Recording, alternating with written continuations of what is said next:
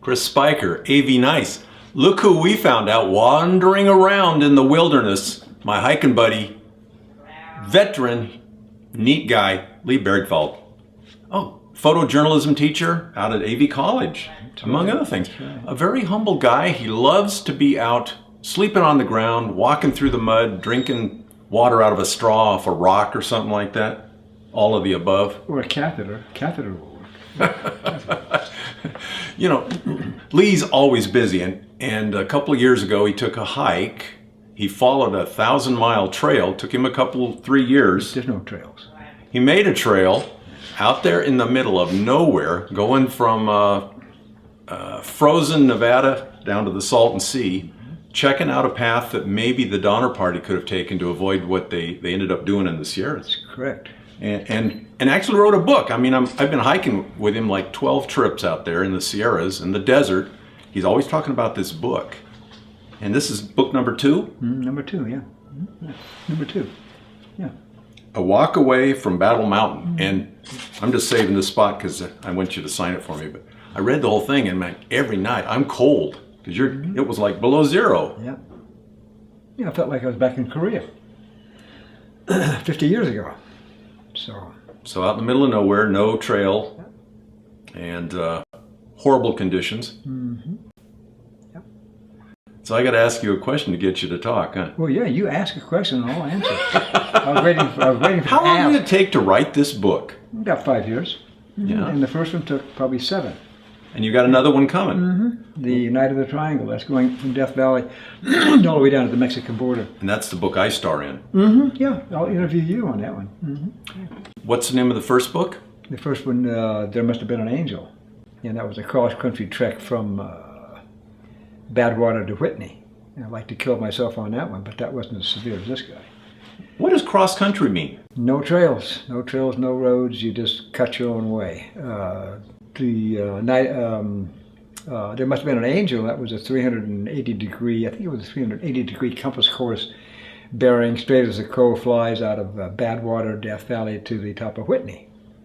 And it was a pretty close to 110 degrees on the salt flats in Death Valley, and then we got minus 40 and 50 on top of Whitney because we got hit with the first blizzard. And we didn't think we were going to get off of there. So on and so forth. And this was just plain sub-zero from day one. It was the winter of 96, 97. That was a crazy one. Mm-hmm. Yeah, one of the worst winters that Nevada and California has had in a long time. And it equaled what the Donner Party were doing in 1846, 1847. About 100-year spread.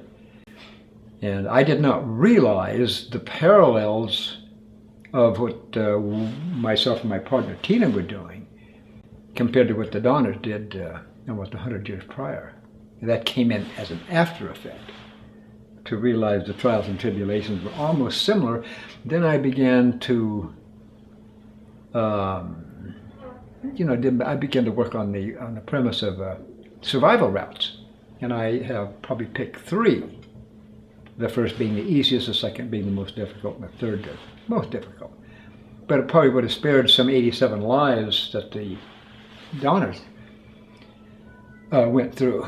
Plus Indians and other people who tried to rescue them. Yeah, it was a tough one. And I almost didn't make it myself, or Tina.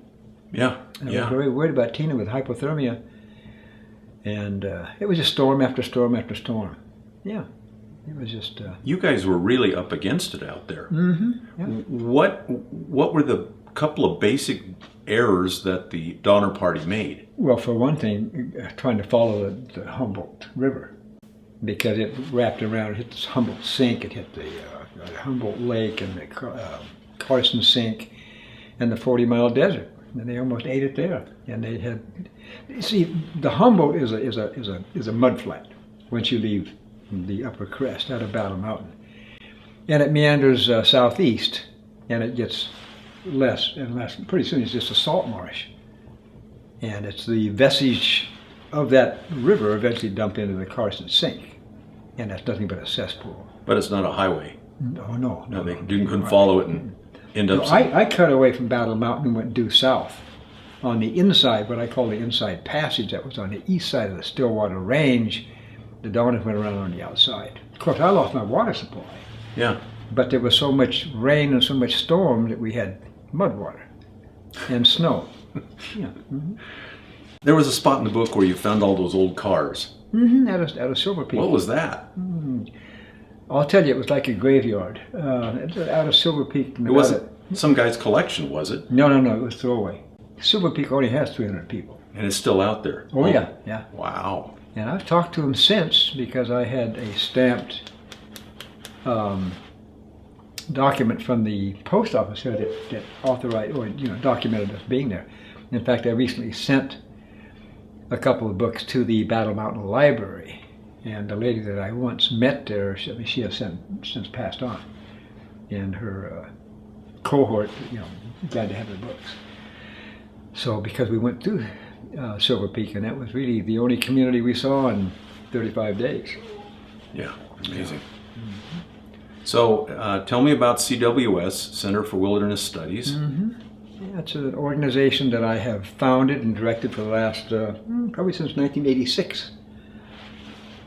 And all it is just a commemoration or a collection of memorabilia that has taken place over the years. Field trips, weekend trips, long haul trips, so on and so forth. Because it's 35 days, that's just, that's the ultimate. But there's been many trips, 10, 15 days, 7 days.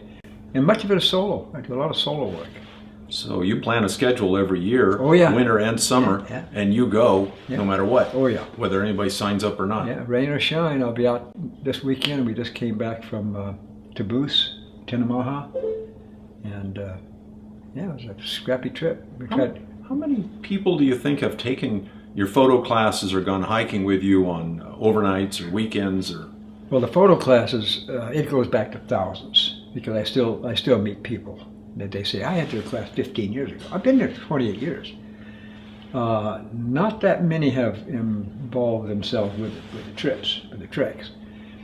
I get an average of anywhere from 7 to 10 people on a field trip. And I just take them out of their comfort zone. A field trip is nothing more than Friday night to Sunday night. But anybody could be able to do that, or can they? This day and age, there's not many that can even do that. But no restaurants. Oh, no. We stay away from civilization. I take them where no people are. I take them to places they wouldn't get to on their own. It's not a trip to the Getty. Far from it. This high desert in the eastern Sierras is an amazing part of the world, isn't it? It's all that land and very few people. Yeah. Most of it under BLM, Bureau of Land Management, and they welcome you out there. I stay away from, not federal, but I stay away from national NPS and U.S. Forest Service land, or where they've got signs everywhere where you can't walk here, you got to follow a trail. And I stay away from that. Seldom do I meet other people. Although, you've been on some of the trips where I've met you out there. Yeah. I saw one of your trips coming in one time up there above Bishop, South Lake. Yeah. You guys are coming out after 7 days. Yeah. And Loris knew who we were because we reeked of garlic. Loris tracked us down. I found that the use of garlic, it scares everything away, including the mosquitoes. Well, that's your survival herb, which I do a lot of research of. The dietary is muy importante, very important. Yeah, you got to have a dietary out there. So on the trips, he controls the food and not quite as much as I used to. For instance, really, in other words, on a field trip, I'll take a bag of oatmeal, powdered milk, malt, Ovaltine, chia, and it seems like there's one other ingredient. But I'll take a bag of that, and that does me for the whole weekend. Or whatever people throw away, I can make a soup out of. Trust me. Positively. Oh yeah. So the book is To Walk Away from Battle Mountain, and it's all over the place. You can find it on Amazon. It's 5 stars rated with Amazon. Both my books are 5-star rated on Amazon. Are you going to sign my copy for me? I'll sign it, but no. Actually, I bought 2 because Christmas is coming up. I'll just take a stamp. I'm going to have you sign it. And Leah, I know you don't need the attention, and but you're just one neat guy. You're one of my pantheon of heroes. I appreciate it. And Wait, pants on? Pantheon. Okay, there you go. That's like a fancy pair of pants. And whenever I have an extra can of Spam or an avocado or something, I'm leaving it down there at your house. Yeah, I noticed that. And Marine Corps cups and things like that, all that good stuff. Yeah. I know you love it for your museum. Yeah. So here's something to add to it, an AV Nice wristband. Is this a headband? It could be. It could make you talk like this.